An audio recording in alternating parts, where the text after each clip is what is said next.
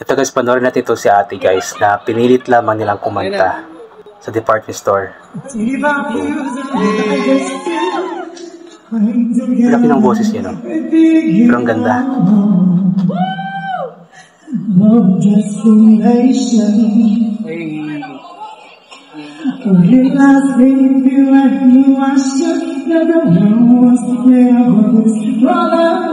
Grabe yung boses niya, buong buo.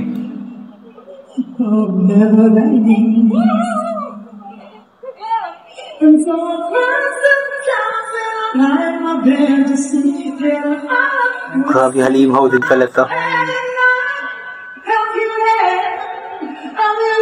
Halimaw pa yung boses nito.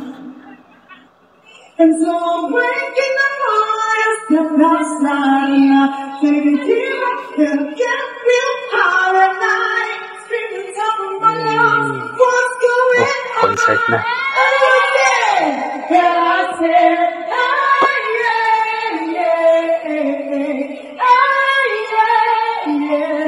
Nag-concert na. Pero grabe yung boses niya, napaka-powerful. Ang laki.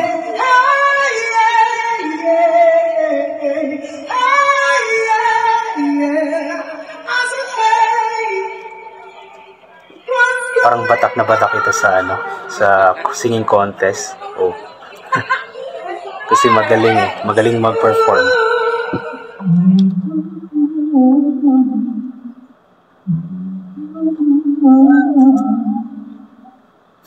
Hey.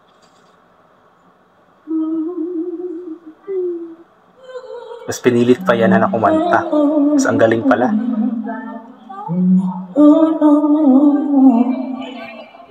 Gina.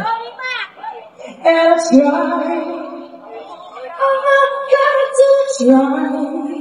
I try all the time. And this is it to stop. Until I cry sometimes when I'm behind my fantasy.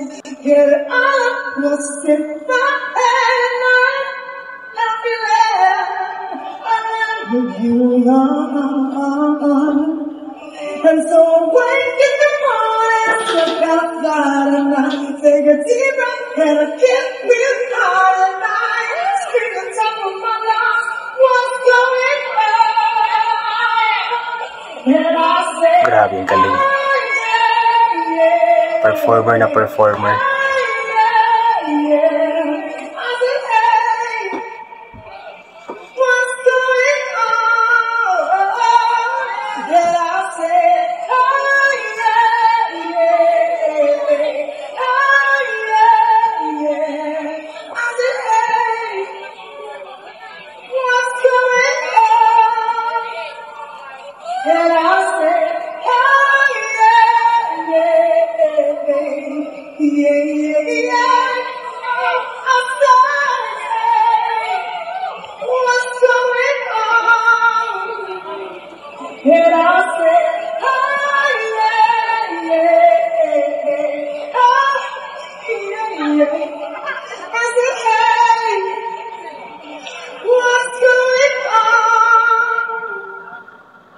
Galing. Napakagaling.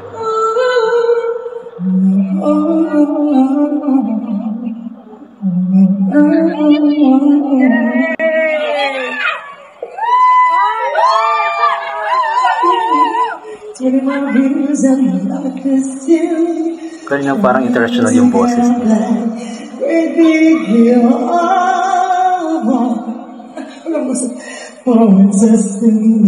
Si Maya ba yun?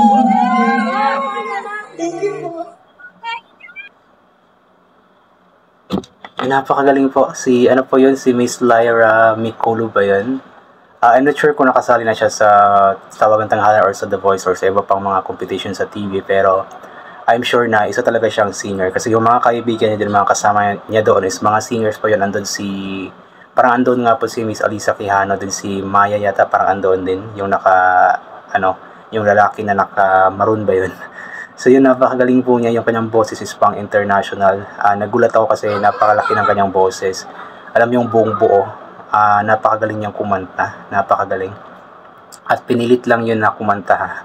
So, yung circle of friends po talaga nila is mga singers din po talaga, no? I believe meron ako napanood dati, kasama nila si Sir Darrell Ong, yung isa sa mga sikat na singer din po sa Pilipinas, na kumanta sila, grupo sila na kumanta. So, this time naman is ito naman si Miss Lyra Miculob ang apelyido nun. Yun nga po, sa isang department store pinilit na kumanta, at yun nga po, nagulat ang lahat. So, good job sa iyo, Miss Lyra Miculob. Ayan, na marami talagang mga talented or magagaling na singers sa Pilipinas, guys, no? Yung mga behind the scenes lang ba, yung hindi pa gaano lumalabas sa TV, hindi pa gaano sumisikat, pero pagdating sa kantahan is talagang mga halimaw. Yun, halimaw na halimaw talaga yung boses na ni Miss Lyra Miculob. So, good job sa iyo, Miss Lyra. So, sana supportahan po natin ang mga katulad po ni Miss Lyra Miculob na mga magagaling nga po na singers. Supportahan po natin ang mga kababayan po natin na may mga talents talaga, hindi lang pagdating sa pagkanta, kundi maging sa mga dancing, sa acting, or iba pang mga talents na pwedeng maibahagi nga po ng isang tao sa kababayan. Especially sa social media ngayon, marami talagang mga nagpo-post ng kanilang mga talents. Kasi, yun, isa din yun sa paraan para sumikat sila. So, kasi before kasi, is yung paraan lamang talaga para sumikat ka at maipakita ang iyong talent is through, sa TV, sa pagsali sa mga content sa TV. But, sa panahon ngayon is since uso na nga po itong social medias, mga Facebook, TikTok, YouTube, ay marami na nga pong, or may pagkakataon na nga po na sumikat ang isang tao through social media kahit na hindi lumabas sa TV. Sisikat sila sa social media sa pagpo-post lamang ng kanilang mga talento. Pero iba pa rin talaga yung nakasali or sumasali sa TV competitions kasi iba yung hatak din kasi talaga at mas talagang sisikat. Pero at least, di ba, kahit papaano, sa pamamagitan ng social media ay unti-unting makikilala ang isang tao. Ayan. So yun guys, kung ano na nang pinagsasabi ko, hanggang dito na lamang po itong gagawin ko na reaction video. So thank you so much po sa lahat ng mga palaging bumabalik sa aking YouTube channel. So inulit ko nga po palagi na ugaliin po natin magdasal, magpasalamat sa lahat ng mga bagay na ating natatanggap. Kahit na hindi mo po natin ito hiningi, kasi nga po lahat ng mga bagay na meron tayo ay kaloob sa atin ng ating Panginoon. At wala ang mga bagay na ito kung hindi dahil sa Kanya. And always bring pa yung kapote, sombrero, or anything na pwede maging protection sa katawan kapag lalabas po tayo. Nang sa ganun, kapag bigla pong umulan, ay hindi po tayo mababasa, or kapag napakainit naman ang araw ay hindi po tayo maiinitan. And always take vitamin C para mabusa ang ating immune system at hindi po tayo natatamaan agad-agad ng kung ano-ano mang mga sakit-sakit. So once again, hanggang dito na lamang po muna ito. Inulit ko, mag-iingat po tayong lahat palagi and always pray. God bless po sa ating lahat at bye for now po.